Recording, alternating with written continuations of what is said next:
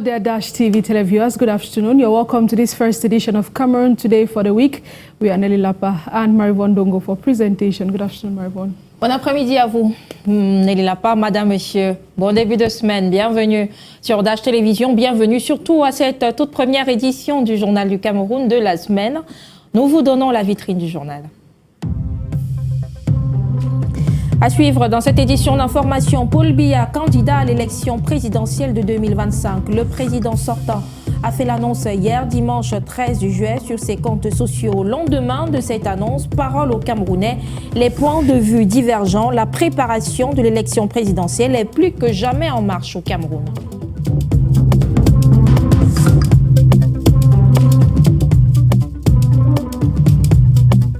The news of the death of former Nigerian President Muhammadu Buhari has sent shock waves across Africa, especially for countries who enjoyed good bilateral relations with Nigeria during his reign, such as Cameroon. Stick around, we shall revisit some of the strong ties both Abuja and Yaoundé shared under the late Buhari.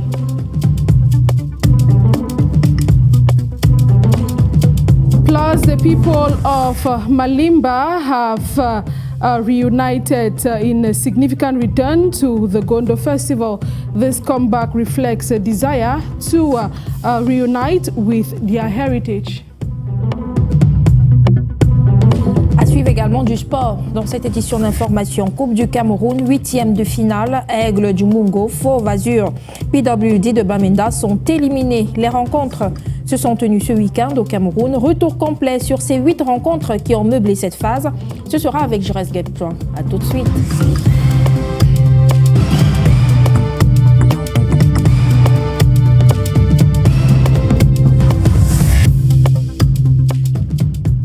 C'est un plaisir de vous avoir sur Dash Télévision. C'est un 13 juillet 2025 à travers un tweet que le président sortant, Paul Biya, annonce sa candidature à l'élection présidentielle sur son compte X, ancien Twitter. Une stratégie qui fait penser à celle employée en 2018. C'était un 13 juillet également. Cette date qui a tendance à devenir une date importante pour le président de la République du Cameroun. Simple superstition ou alors pure coïncidence, on fait l'histoire dans ce reportage. Il y a 7 ans, un 13 juillet, Paul Biya a annoncé répondre aux appels pressants des Camerounais en présentant sa candidature à l'élection présidentielle. C'était sur son compte X, ancien Twitter à l'époque. Alors que quelques-uns avaient des doutes, le président sortant surprend par cette sortie et le canal de communication aussi. Un tweet, ce n'est pas dans les habitudes de l'homme des tout-dits, dont les prises de parole en présentiel se font rares. À cette époque-là, le compte X du président devient en vogue et le nombre de publications fréquent. 13, un chiffre porte-bonheur, peut-être. À l'état civil, le président de la République est né un 13 février. Faudrait-il faire le lien? Tout porte à croire que ce chiffre est particulièrement aimé par le chef de l'État. 13 juillet 2025, l'annonce de la candidature surprend moins qu'en 2018. Sur tous ses comptes, le président annonce de nouveau sa candidature à la présidentielle. Le message et les canaux de communication sont similaires à ceux de 2018, un remake, diront les analystes avertis. Après 43 années de pouvoir et âgé de 92 ans, le président de la République brigue un 8e mandat consécutif et va à l'assaut des nouvelles technologies de l'information et de la communication. Vendredi dernier, le chef de l'État avait fixé par décret la date du scrutin présidentiel au 12 octobre. Les candidats ont jusqu'au 21 juillet pour déclarer leur candidature à cette élection. C'est donc officiel au Cameroun. Le président sortant Paul Biya est candidat à sa propre succession. Au lendemain de cette annonce de la candidature du président Paul Biya, les Camerounais donnent leurs avis. Les avis sont divergents, certains étant contraints de se résoudre à la réalité. Il faut désormais se préparer pour le 12 octobre prochain, date du scrutin présidentiel. Des propos recueillis dans ce reportage de Sandrine Babou. L'annonce de la candidature du président de la République, Paul Biya, à l'élection présidentielle d'octobre 2025 ne laisse pas les Camerounais indifférents. Plus d'un ont le mot à dire. Vu l'engouement, je m'y attendais pas vraiment. En 7 ans, vous pouvez le parler. C'est impossible. Le calcul est très facile. Pour ces usagers rencontrés dans les rues de Douala, c'est motus bouche cousue. Le contexte socio-économique ne s'y prête pas pour une quelconque réaction. Il n'est rien à dire. Nous regardons seulement devant. Cet autre usager, par contre, l'apprend sur le moment, mais aspire au changement dans la vie des citoyens. Moi, je n'étais pas au courant. Bon, maintenant que je suis déjà au courant, même si c'est lui qui se représente encore, il faut que le Cameroun change. Si le Cameroun change, les Camerounais seront contents. Sur les réseaux sociaux, des Camerounais s'expriment. C'est le cas des hommes politiques notamment. Cette réaction du professeur Jean Baïbek suite à l'annonce de la candidature de Paul Biya à l'élection présidentielle du 12 octobre 2025. L'homme politique écrit « On veut une déclaration vidéo télévisée. Sinon, on ne veut pas croire ». Pour le maire d'Ezeka, Sylvain Thiok, il est bon de mettre sa photo actualisée quand on se porte candidat à quelque chose. Depuis ce dimanche soir, le président de la République, Paul Biya, est officiellement candidat à la course à la magistrature suprême. Dans sa déclaration de candidature, il a réaffirmé sa détermination à servir son peuple à la mesure des acuités auxquelles nous sommes confrontés.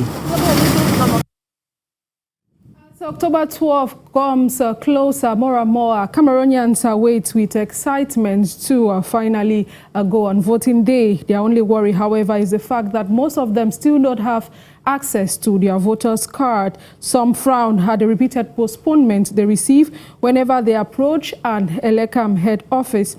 In the following report, we hear that despite these delays, Elecam has made available a website to consult to know the state of your registration, if it was valid or not. More details with Bibiana Shinita Boma.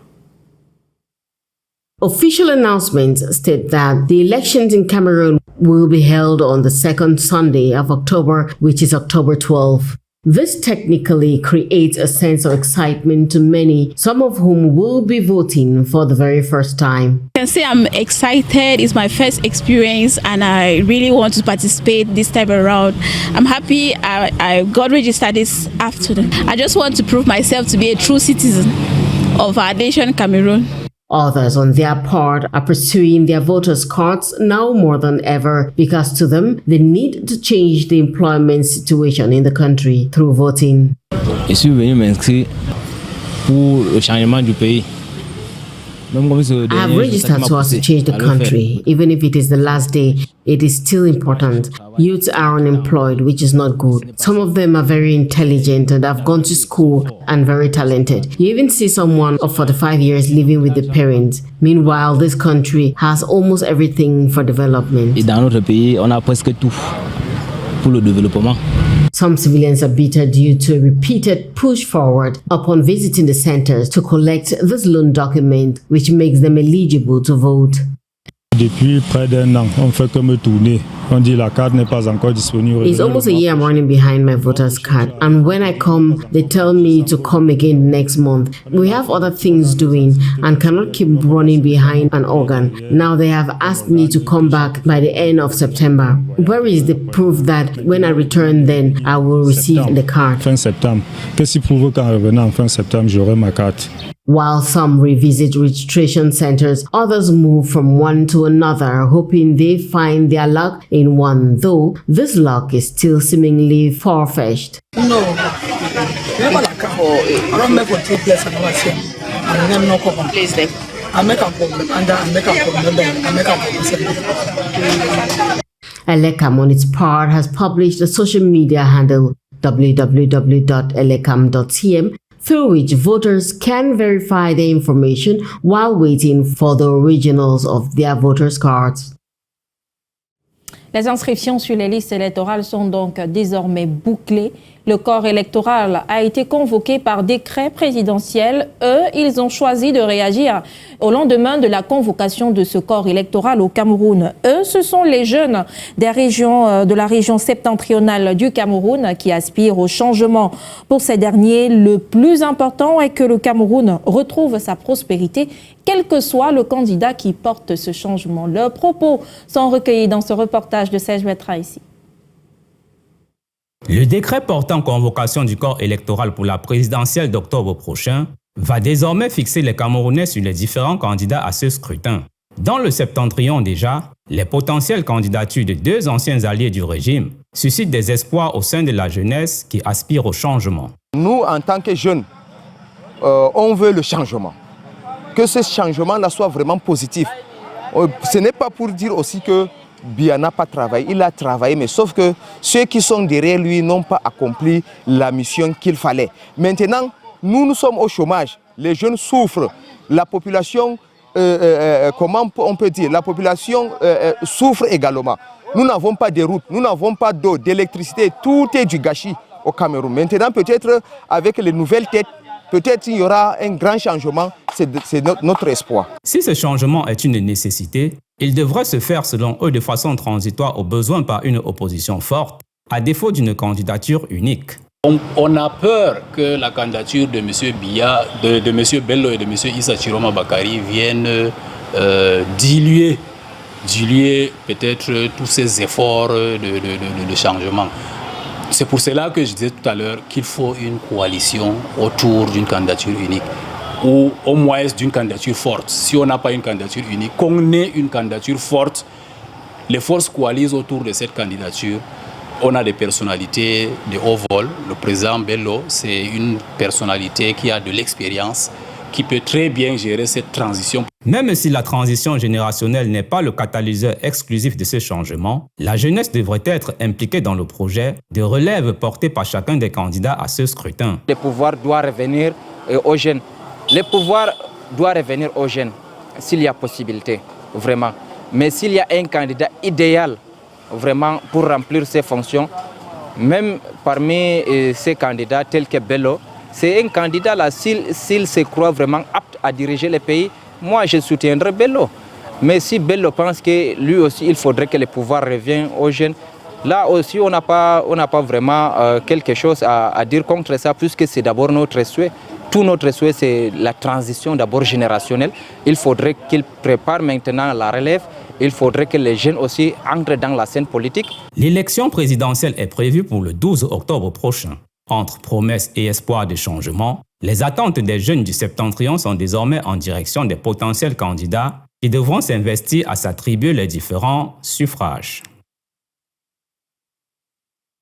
Nigeria and Africa at large is mourning the passing of former Nigerian President Muhammadu Buhari.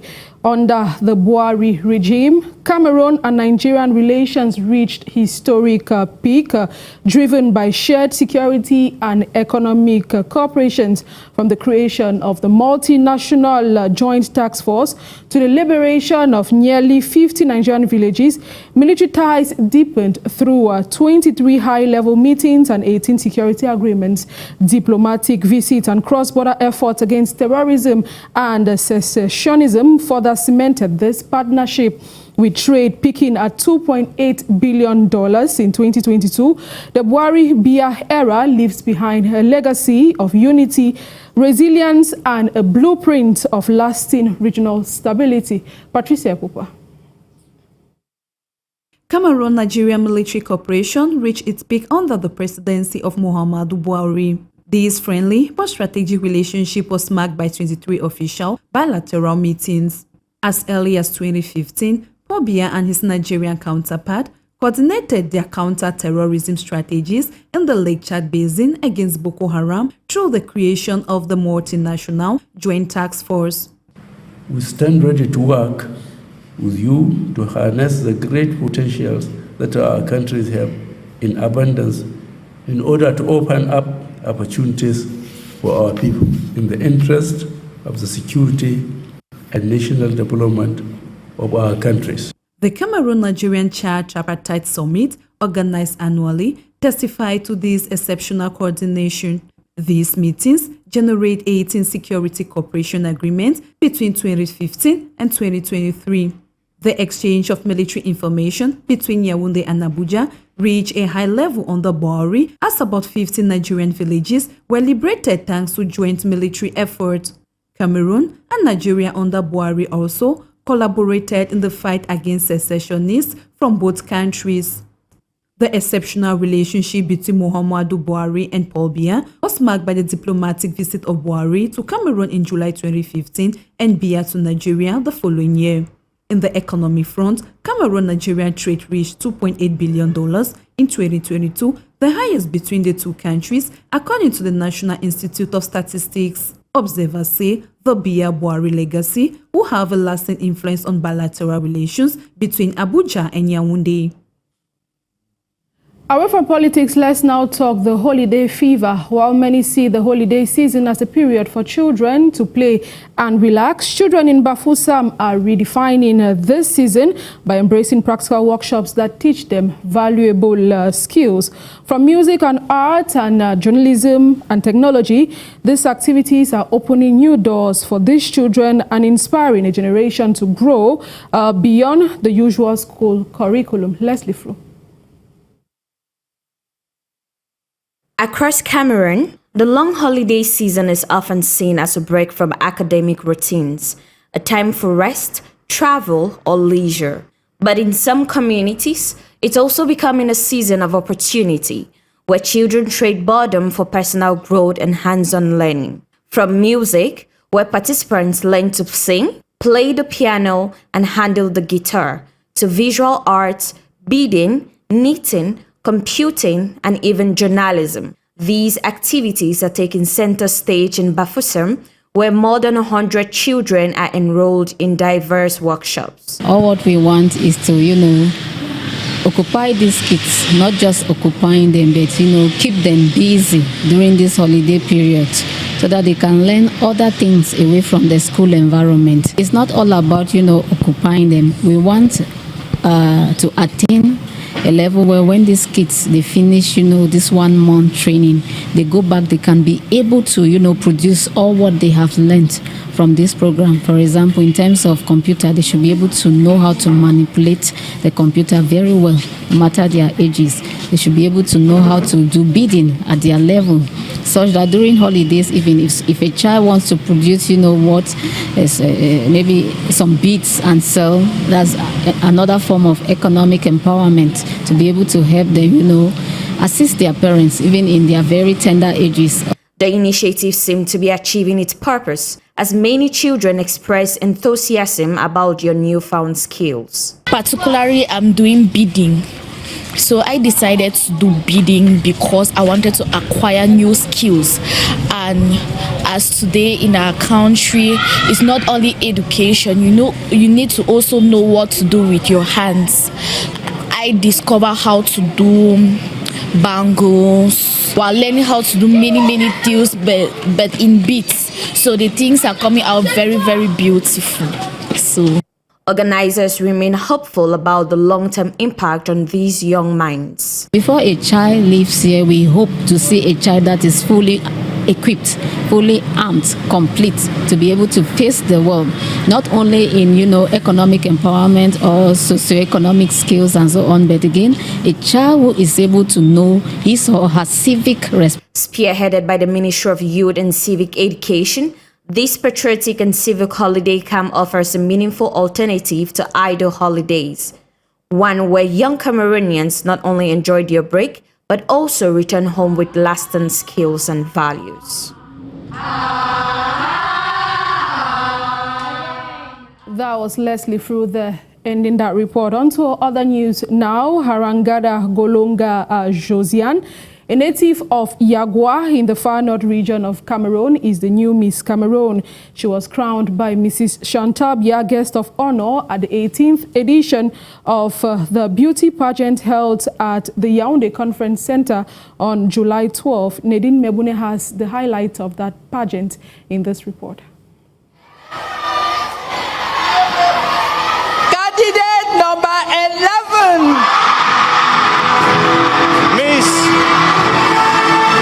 After several parading sessions in different outfits by 20 contestants, Josiane Harangada Golonga was pronounced Miss Cameroon 2025 on Sunday, July 12. Cameroon's First Lady Chantal Biya crowned Josiane before several dignitaries and an excited fan club at the Yaoundé Convention Center. The 23-year-old is a native of Yagua in the far north region of the country. The crown recognizes much more than a dazzling beauty. It recognizes a brilliant intellectual, a determined activist, and an outstanding cultural ambassador. The 18th edition of Miss Cameroon Pageant was attended by several participants, including ministers and other high dignitaries. The First Lady Shantabia was the guest of honor at the Cultural Reach contest. The 20 contestants participated in the last phase of the competition, which focused on the training and the socio-professional empowerment of women. The new beauty queen grabbed, amongst other things, a cash prize worth of 10 million francs CFA and a brand new car.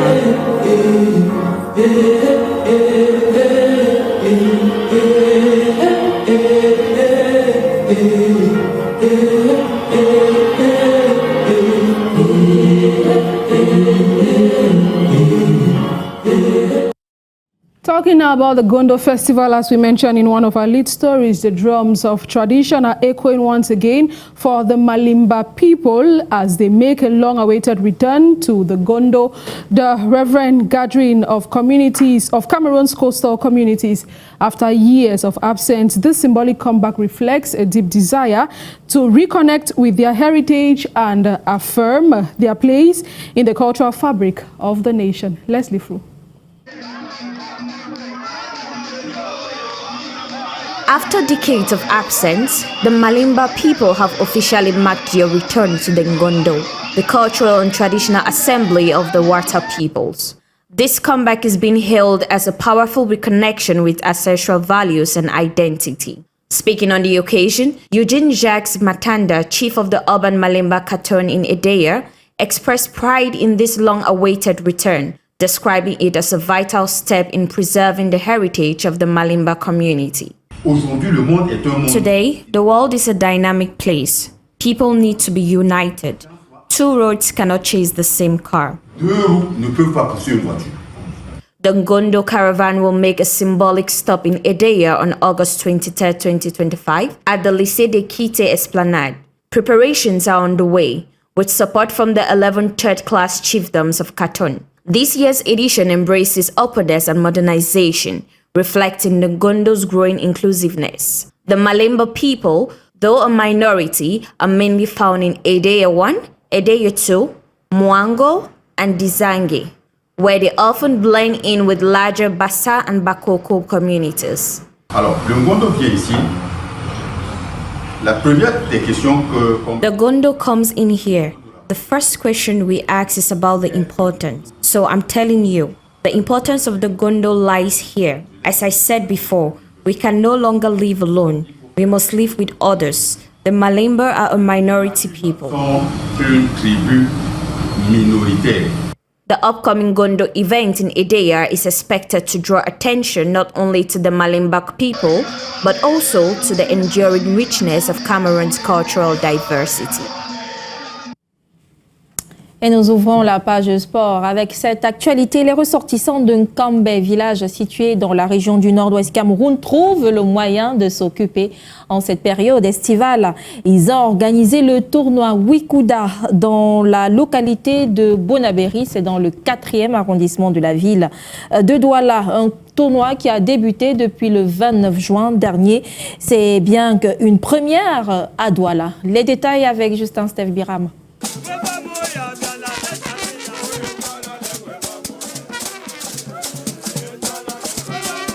Au menu de cette deuxième journée du tournoi Wikuda, 3 rencontres majeures. Enlevé de rideau, la formation de Kofata FC a damé le pion à celle de Nan FC sur le score de 2-1. Oui, la clé de notre victoire, ça vient de notre logo du maillot, qui veut dire prendre tout dans nos pères. Et cet esprit m'a été donné par les ancêtres. Et j'ai pris le nom des ancêtres qui veut dire Kovatar veut dire à mon angle prendre tout dans nos pères. J'ai demandé à mes ancêtres de prendre la première victoire et les donner pour continuer dans le tournoi.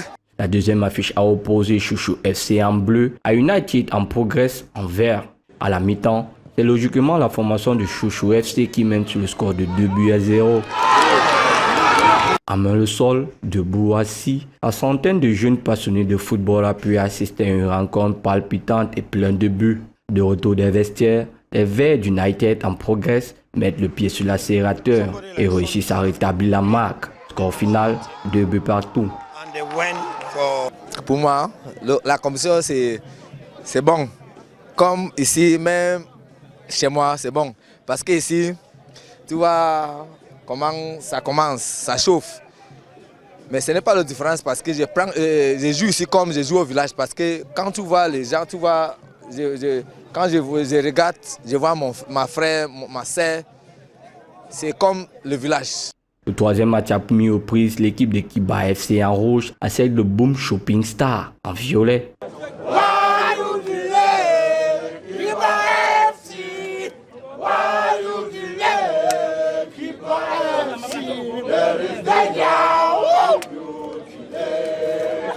Un peu partout, c'est le score qui a sanctionné cette rencontre. Pour l'équipe dirigeante, le pari a été atteint en occupant ces jeunes pendant cette période afin d'éviter leur enrôlement dans cette guerre que vit le Nozo. Cette compétition est organisée dans tous les territoires par la communauté Wimbom. Donc nous sommes à Bonaberi, Poul. Vous connaissez que il y a les problèmes au nord-ouest. Et puis, pour faire occuper tous ces enfants, il y a les autres qui sont fuis la guerre, et il y a les autres qui sont en vacances. Pour qu'ils soient bien, il fallait qu'on organise ce genre de compétition pour qu'on vit ensemble. Vous voyez, non? Donc, moi, je suis un président vraiment gai et bien. Après ce tournoi, le vainqueur ira défendre la zone de Bonaberi au tournoi national qui va se disputer à Limbe dans la région du Sud-Ouest en décembre prochain.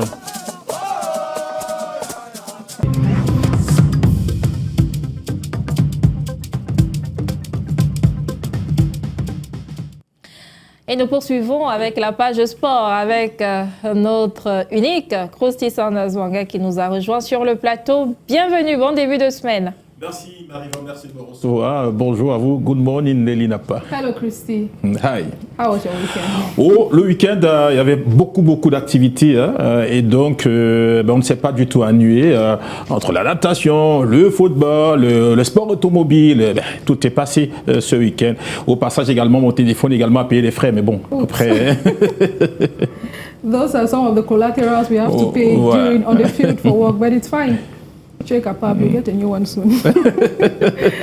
Krusty Sanders, let's dive straight away to business, beginning with the Yan Soki first tier football. You have the partial results of the third round and program for day 4.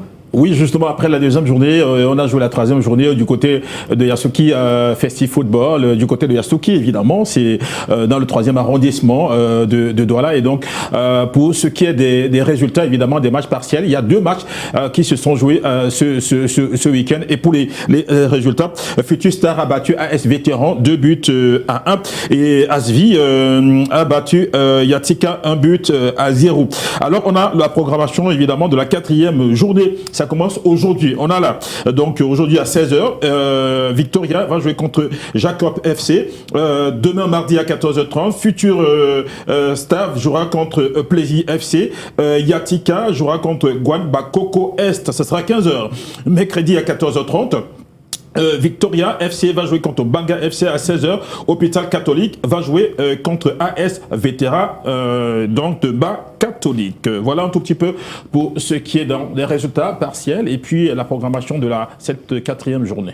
Ok, je vous propose de rester dans le 3e arrondissement de la ville avec, je crois bien que c'est le slalom automobile de Douala que vous vouliez dire. Justement, le slalom automobile de Douala, organisé par l'APSA, l'association des pratiquants du sport automobile, qui a organisé donc la 2e édition de ce slalom-là. C'était du côté de Total Colbon, justement. Voilà, c'était hier. Et vous voyez ce que c'est que le slalom. Les meilleurs conducteurs sur une piste d'1 km ont rivalisé d'adresse et de dextérité, surtout de précision. Et au finish de cela, Arofak Géry a été premier. Deuxième, c'est Moivel Adolphe Stéphane. Et troisième, Aboto Aurel Nouel. Voilà donc le trio qui a remporté évidemment ce qui est considéré comme la 2e édition du slalom automobile de Douala, organisé par l'APSA du côté de Total le Col. Bon, vous voyez que c'est pas du tout évident. J'ai bien envie de vous demander quelles sont les particularités de ce sport, parce que bon, on voit l'image, mais on risque de ne pas comprendre exactement ce qu'il faut faire et ce qu'il ne faut pas faire. En réalité, sur un parcours de 1 km, il y a des obstacles et puis il y a des règles bien précises. Là, c'est un slalom, c'est-à-dire vous jouez avec le frein. Ok, vous jouez avec le frein, la vitesse et la précision aussi.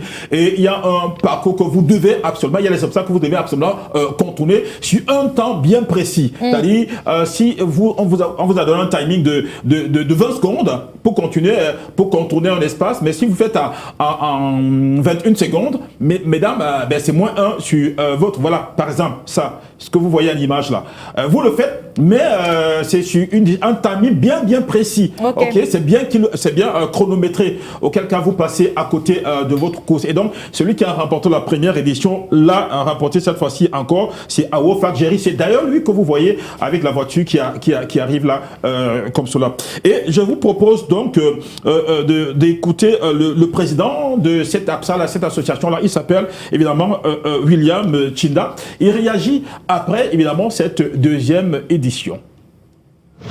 Ça n'a pas été facile, mais enfin, quelles impressions? Mes expressions ont été bien passées, ça s'est passé sans incident. C'est vrai qu'il y a quelques soucis avec nos véhicules techniques. Ça s'est très bien passé.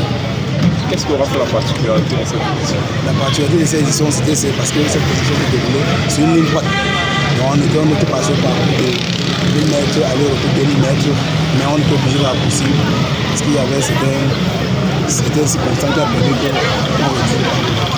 D'accord, surtout remarqué qu'on vous en plus de nouveau qui s'intéresse à cette discipline. Qu'est-ce que ça vous fait? Ça me donne un sentiment de joie parce que le but que je me suis fixé, c'est même une organisation qui va promouvoir les sports de l'eau comme les talents qui vont faire rayonner les athlètes, les pilotes au niveau international. C'est ce qui est fait depuis des années. Alors, tant que les gens puissent soutenir le gouvernement, les sponsors et les partenaires aussi. C'est donc lui, William Chinda, qui est le président de l'APSA, l'association des pratiquants des sports automobiles du Cameroun. Il est ravi, il est content pour cette deuxième édition. C'est vrai qu'il y a eu quelques petits soucis, quelques voitures qui n'ont pas du tout démarré. Il y a également une automobiliste qui s'est plaint du fait qu'elle voulait une voiture mécanique, mais on lui a donné une voiture électrique. Elle ne voulait pas travailler sur la voiture électronique parce qu'en réalité, elle a compétit pour la voiture technique. Voilà, manuel. Et donc, du coup, il y a eu quelques désagréments. Mais manuel et automatique. Oui, justement. Donc, du coup, elle n'a pas compétit parce qu'elle a estimé que non, elle ne voulait pas conduire une voiture automatique. Elle voulait une voiture manuelle. Ok, d'accord. Et voilà. Et puis, il y a également quelques voitures qui ont lâché parce que les moteurs ont explosé. Oui, justement, il y a 2 voitures qui ont lâché les organisateurs. Mais à la fin, quand même, tout est bien qui finit bien pour cette deuxième édition du slalom. Et il se projette déjà vers la 3e édition avec certainement des innovations. Un sport très technique qu'il faudrait penser à nationaliser. Ben oui. Pas. C'est la raison pour laquelle l'APSA est d'abord une association avant d'être fédération. Ils font leur bonhomme de chemin. Maintenant, ils espèrent que d'ici à là, avec le plan d'activité qu'ils vont mener, ils vont pouvoir convaincre les autorités, surtout au niveau du MINSEP, de passer association à fédération et pouvoir donc, pouvoir implémenter cela dans tout le Cameroun et pouvoir permettre à ce que les jeunes, même dans les contrées les plus reculées, commencent à aimer et commencent à pratiquer ce sport-là. Qu'il faut le rappeler également, c'est un sport assez difficile. Et puis, ce n'est pas n'importe qui le pratique parce que pour pratiquer ce sport, déjà, il faut avoir un permis de conduire. De 2, il faut maîtriser la conduite. De 3, il faut avoir un véhicule. Ok. Les critères étaient simples. Écoutez, si vous avez un véhicule, vous avez 20 000 à donner. Pour les inscriptions. Mais si vous n'avez pas de véhicule, vous donnez 30 000 pour les inscriptions. Ok, bon, on a vu que certains sont venus avec leur véhicule. Vous voyez, c'est toujours facile quand vous venez avec votre véhicule. Vous connaissez mieux votre véhicule. Ok, et donc, étant donné que lors de la matinée, on fait ce qu'on appelle la reconnaissance de la piste, vous prenez vos automatismes, vous avez votre véhicule et facilement, vous gagnez la course. Ceux qui ont des difficultés, c'est évidemment ceux qui ne sont pas venus avec leur véhicule. Donc, qui ont pris des véhicules à eux, alloués par les organisateurs. Et voilà. On dit juste du courage à cette association-là qui, d'ici quelques temps, certainement va passer fédération. Christy Sanders, I think it is still an upcoming federation, and if they want the ministry to, be able to recognize them and make it, a national sport, they have to be able to show the ministry that all these hitches that they are going to, they can assurer it, parce qu'on ne va pas mettre quelque chose au niveau national et vous allez arriver il y a les gens qui refusent de le faire parce qu'ils n'ont pas les voitures. Tout à fait. They have to prove that they can really assurer it. Mais ils ont également posé un problème en réalité. Ok, ça c'est la deuxième édition. Nous sommes en 2025. La première édition avait lieu en 2023. Vous voyez que 2024, il n'y avait pas eu d'édition. Ils avaient un problème de tension des trésoreries. Donc ils ont dit, bah, écoutez, si on n'a pas assez d'argent, on n'organise pas. Ok, quand si on réunit donc le paquet suffisant, on organise. Et donc c'est la raison pour laquelle ils ont réuni assez d'argent pour pouvoir organiser ça cette année-ci 2025. Et donc voilà ce qu'on a vu à l'image. Et il se projette déjà vers la troisième édition. Away from slalom, Christy Sanders, let's now talk swimming. You have details of the organization of the Littoral Regional Finals. Oui, justement, la Ligue régionale de natation et de sauvetage pour le littoral va organiser également ses finales. Ça sera ce samedi du côté de la piscine semi-olympique de Belle-Avis à Hôtel, du côté de Mouna à Berry. Alors, ça sera évidemment dans les catégories junior, minime, senior, dames et hommes. On sait qu'il y a des non-ronflants qui vont participer de ce côté-là. Les organisateurs sont à pied d'œuvre pour qu'on ait une très belle fête de ce côté-là après la finale, la finale nationale. Et donc c'est ouvert. Le président Richard Massé est au four au moulin avec ses équipes pour nous garantir un événement assez radieux de ce côté de la piscine semi-olympique de Wonaberi. C'est du côté de Belle-Avis de Coty. Et on le rappelle encore, on va compétir en minime, cadet, junior et senior. On verra les demoiselles comme Gabriela Chamde, qui est également record woman aux 100 mètres d'eau et brasse. Et on verrait également comme quelqu'un comme Gwa qui arrive également, c'est chez les hommes, mais également lui également va pouvoir montrer qu'il est capable de continuer dans cette dynamique-là. Et donc ça sera donc ce samedi. On donnera de vous à tous ceux-là qui aiment la natation. Vous aimez la natation, vous? Yeah, I do love swimming a lot. Vous nagez? I can swim, yeah. Non, je ne demande pas si vous pouvez nager. Est-ce que vous nagez? Sometimes. Perhaps. Marie-Vande, et vous? Oui, bien sûr. Vous nagez? C'est un bon sport, la natation. Vous nagez? Oui. D'accord. J'ai dit oui. Ah, d'accord, super. Avant de vous laisser partir, Christy Sanders Wangué, on va parler de Coupe du Cameroun avec les huitièmes de finale qui se sont déroulés ce week-end au Cameroun. Ces huitièmes de finale qui ont tenu toutes leurs promesses avec des affiches spectaculaires, des scores inattendus et des qualifications dans la douleur. Plusieurs clubs de MTN Elite One ont fait respecter la hiérarchie et quelques outsiders ont créé la surprise. On fait un retour complet sur cette phase de la Coupe du Cameroun avec Jires Gepchan. La belle opération pour ces huitièmes de finale de la Coupe du Cameroun, la victoire écrasante du Canon sportif de Yaoundé face à Chamba Sport, un club de ligue régionale, sur un score sans appel de 7-0. Une performance de très haut niveau pour le club mythique de la capitale qui montre sa détermination à aller au bout de la compétition. L'autre grosse sensation de ces huitièmes de finale vient du Septentrion où le club de Mintak a dominé Faux-Vazu 2-0.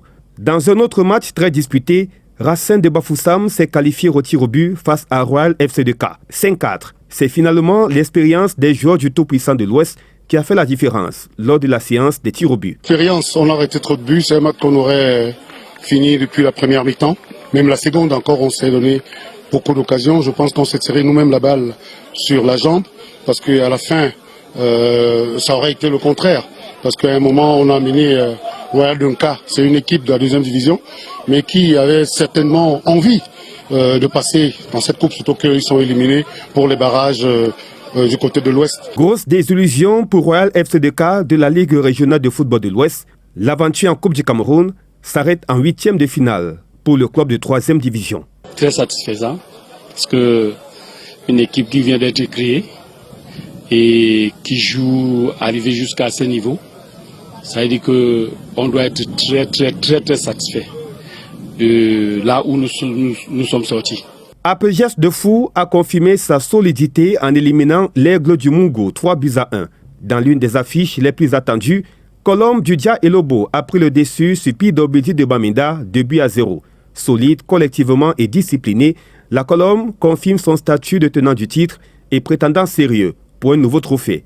La Panthère sportive d'Undé a dû batailler pour venir à bout de l'Union sportive d'Abomban 2-1. Ils sont sur une belle lancée dans une saison où ils ont terminé vice-champions du Cameroun.